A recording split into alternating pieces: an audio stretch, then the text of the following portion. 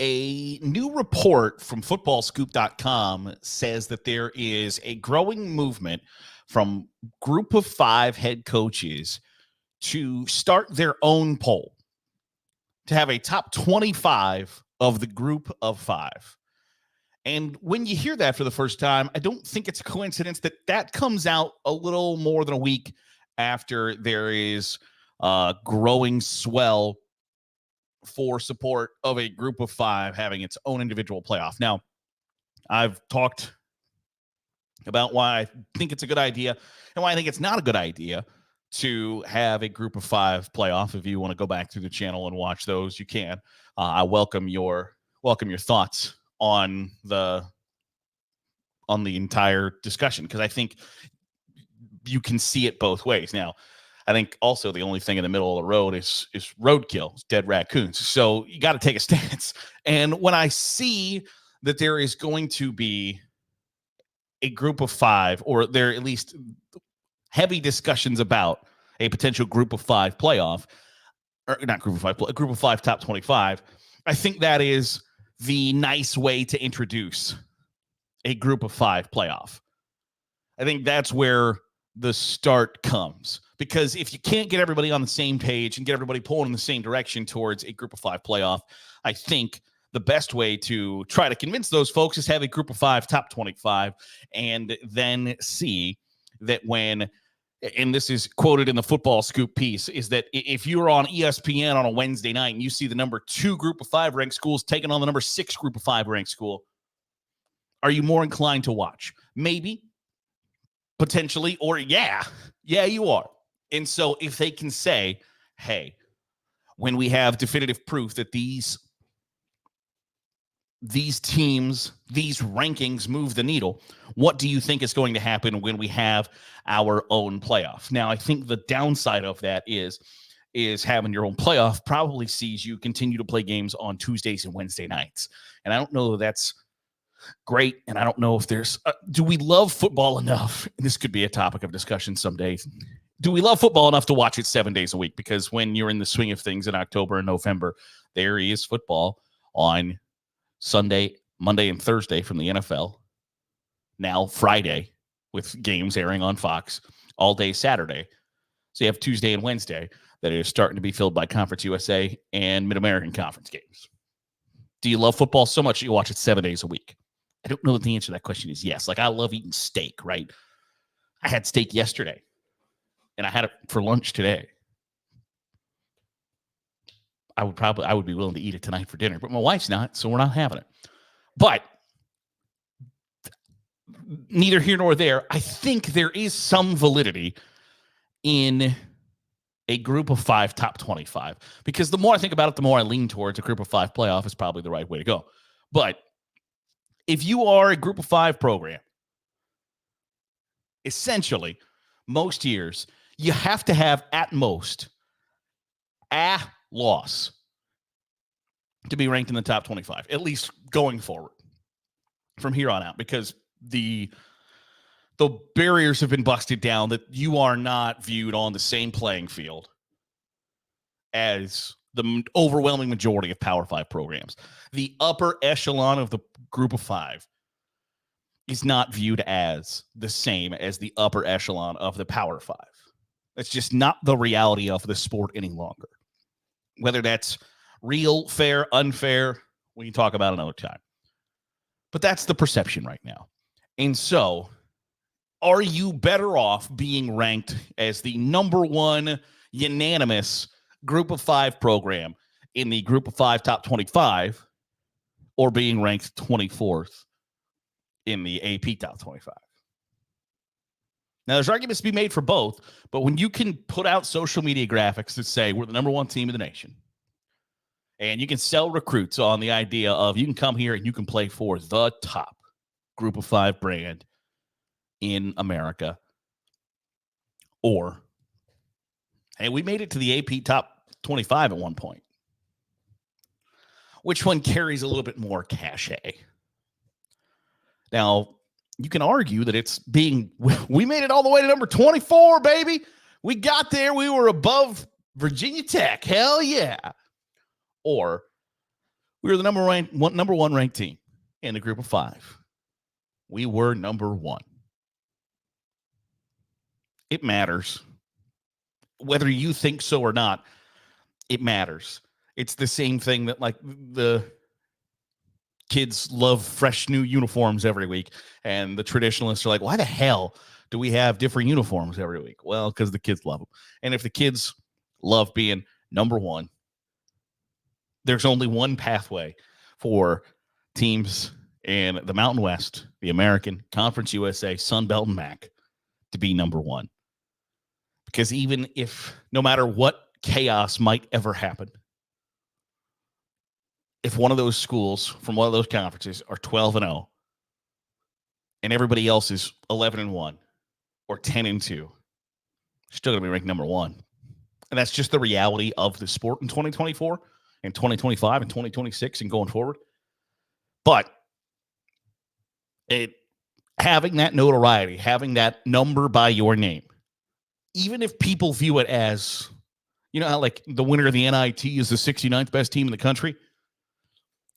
Even if you're the number 1 team in the group of 5, top 25, is it all that bad to be viewed as the number 26 team in the country? I don't think so. Because it sure beats not even receiving votes or nobody paying attention to you. Because if you're flipping through the channels on some Wednesday night and there is number 3 Toledo and they're playing number 9 Ohio, do those numbers on the scoreboard and those numbers on the scorebug on the TV, are they going to get you to tune in? Is ESPN running promos that say number 2 Toledo versus number 9 Ohio, Tuesday, 7 o'clock, ESPN 2? Is that going to get you to watch? Probably, rather than like, now the Toledo Rockets take on the Ohio Bobcats in a Mid-American Conference matchup. Ultimately, we're kind of dumb. And when you see that somebody is ranked and they're ranked really high and the perception of them is, this is a good team. Are you more likely to tune in? Probably. More eyeballs leads to undeniably better things. It's more money. It's higher recruits. It's more notoriety.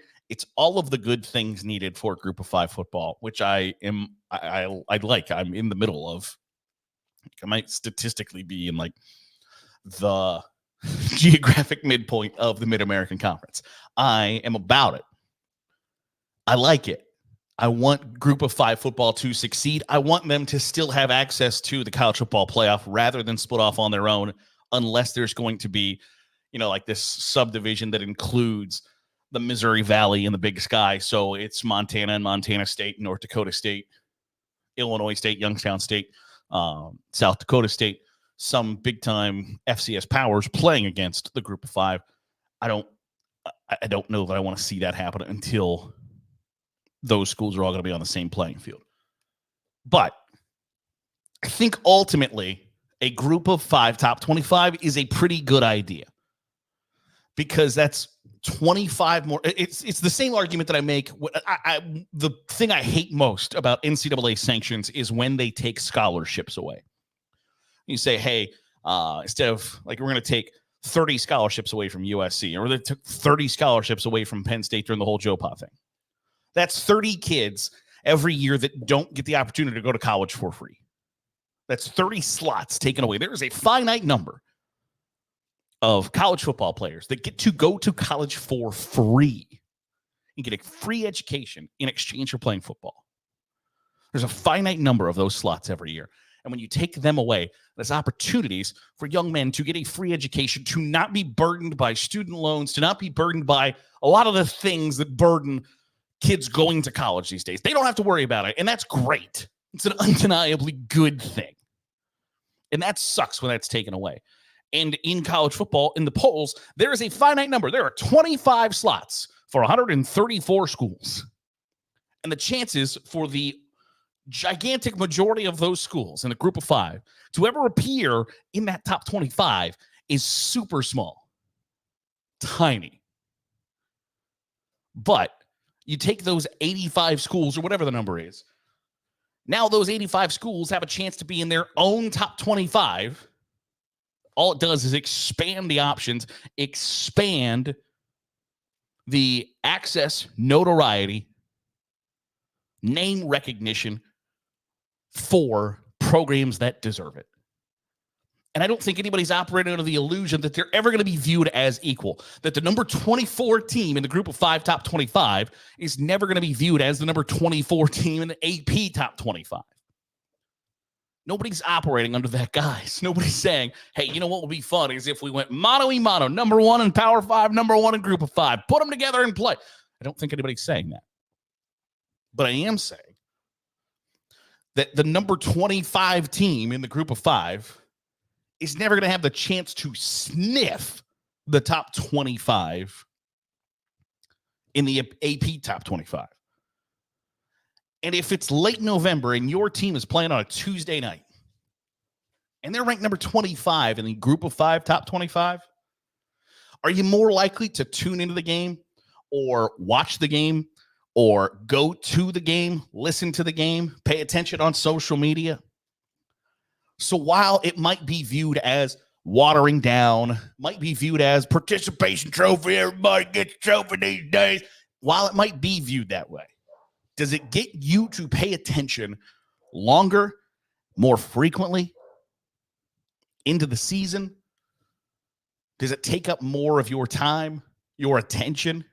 Because ultimately, that's a good thing for the sport. And I'm for good things for the sport. So while initially I think my first thought was, I don't know that I like this. I don't know what the bad is. What's the downside? Is that South Alabama thinks that they're a top 10 program? I don't think they think that. I think the players know, the coaches know, the fans know, the schools know that if you're a top 10 team in a group of 5, top 25, I don't think anybody's thinking, you know what? Let's play Notre Dame. We take them. I don't think anybody's thinking that way.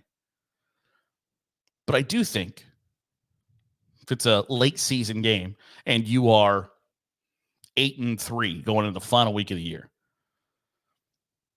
your school's probably having a good year. But do you care a whole lot? No, probably not. But if that school can be move from number 7 to number 3 that week in the group of 5 top 25 because they're playing another school in the top 10, it brings in a whole new excitement that might be missing for a giant subsection of college football. If that gets people to pay attention, I'm for it. I encourage you to check out the Football Scoop report. I'll put it in the description below so you can check it out and read it for yourself. But those are my thoughts on it. Would love to hear what you have to say about it. Do you agree? Do you think that a group of 5 top 25 is a good thing? Or do you think it's kind of participation trophy run amok? I want to hear from you. Reach us in the comments below. If you are watching on YouTube, hit the subscribe button. Make sure you get all the great college football content that's coming out here of Saturday Glory. If you are watching, or if you're listening on the podcast feed, drop a 5-star review. It goes a long way in helping out the channel. I'll see you tomorrow for another episode of the Daily Huddle here on Saturday Glory.